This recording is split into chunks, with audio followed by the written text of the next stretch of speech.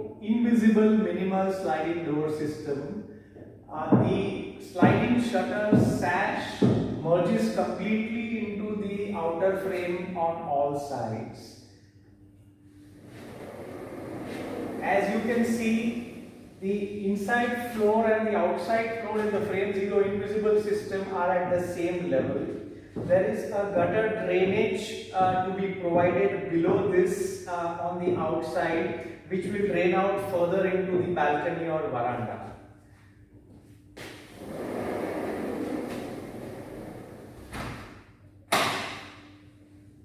This is part of the 90-degree floating corner, in which the sliding panels will open out completely and you do not need any vertical post at the corner junction. All the three panels here are sliding into a pocket